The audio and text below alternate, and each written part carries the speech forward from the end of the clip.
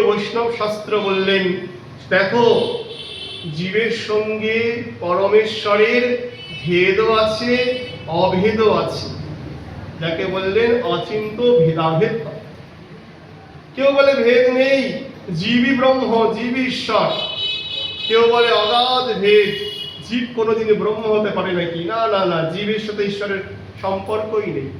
মহাপ্রভু তা বললেন না। গৌড়ীয় বৈষ্ণব সাহিত্য বললেন, শাস্ত্র বললেন, তত্ত্ব কি বললেন?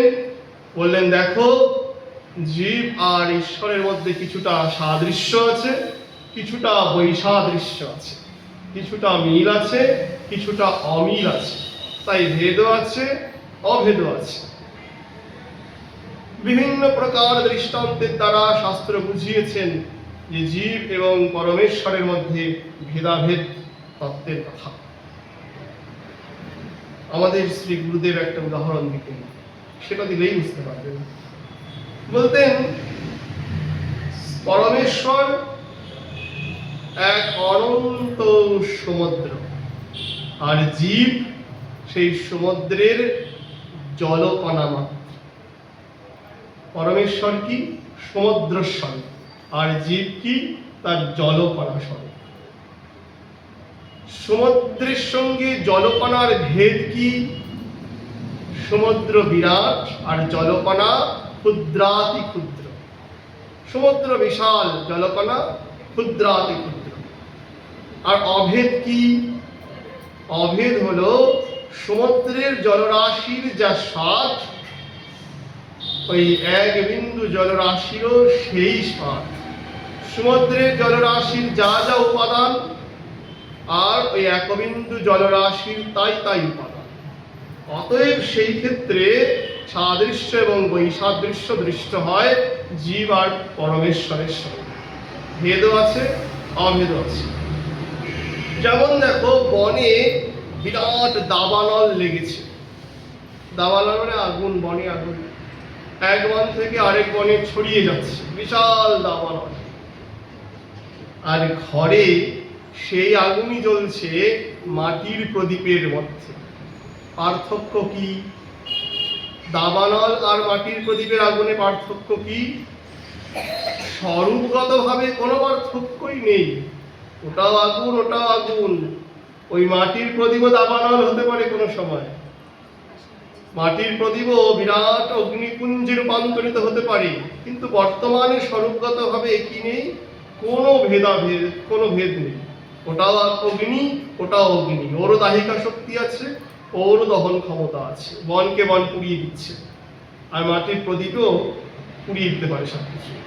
স্বরূপগতভাবে কোনো ভেদ নেই, কিন্তু উপাদানগতভাবে কোনো ভেদ হচ্ছে না, কিন্তু কার্যগতভাবে ভেদ হবে।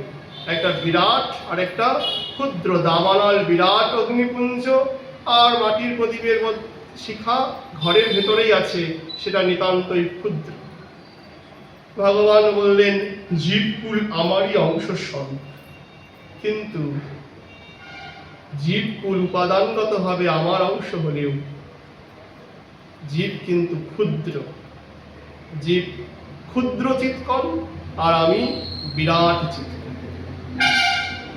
জীব সচ্চিদানন্দ স্বরূপ, শ্রী ভগবানও সচ্চিদানন্দ স্বরূপ। সচ্চিদানন্দ হলে কি হবে? ঈশ্বর পূর্ণ সত্তা, পূর্ণ চেতন, পূর্ণ আনন্দময়, বিরাট সমুদ্রের মতো পূর্ণ। আর জীবের সত্তা নিতান্তই সীমাবদ্ধ, সীমিত। তার চেতনাও অপূর্ণ, আনন্দও আবৃত। কিসের দ্বারা আবৃত? মায়ার ত্রিগুণ দ্বারা তার আনন্দটা আবৃত হয়ে আছে।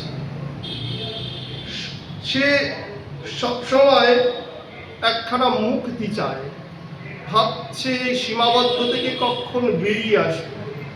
জীবের স্বরূপ, জীবের স্বভাবটাই বলে দেয় যে সে পরমেশ্বরের অংশ।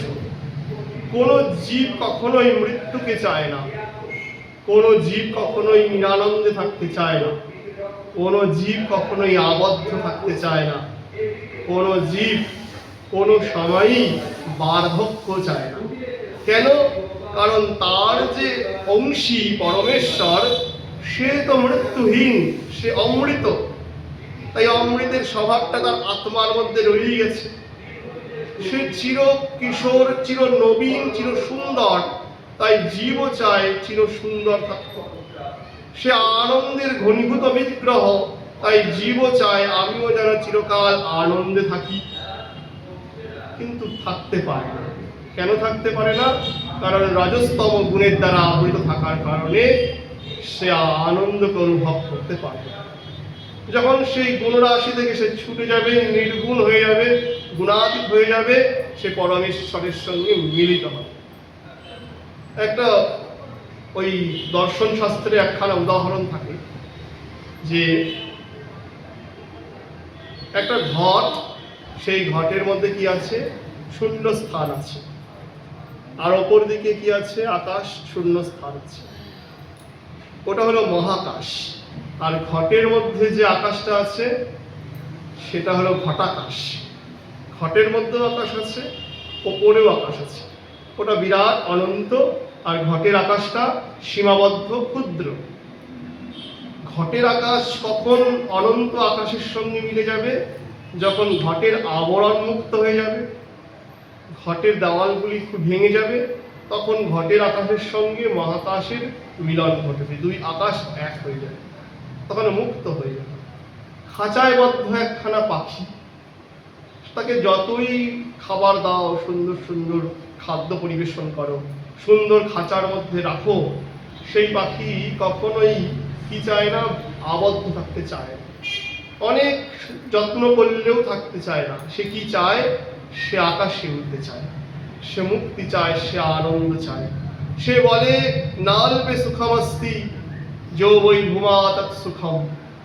পাখিটির খাঁচার ওই আবদ্ধ খাঁচার মধ্যে থাকে, আর খাঁচার কপাটটাকে ঠোঁট দিয়ে কামড়ে কামড়ে বলে নাল্পে সুখমস্তি যো বৈ ভূমা তৎ সুখম। অল্পে কোনো সুখ নাই, অল্পে কোনো সুখ নাই, যা বৃহৎ বস্তু তাতেই সুখ।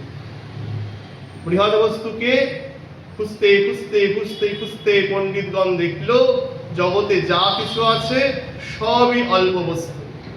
বৃহৎ বস্তুকে, বৃহৎ বস্তু একমাত্র ভূমা পরমেশ্বর।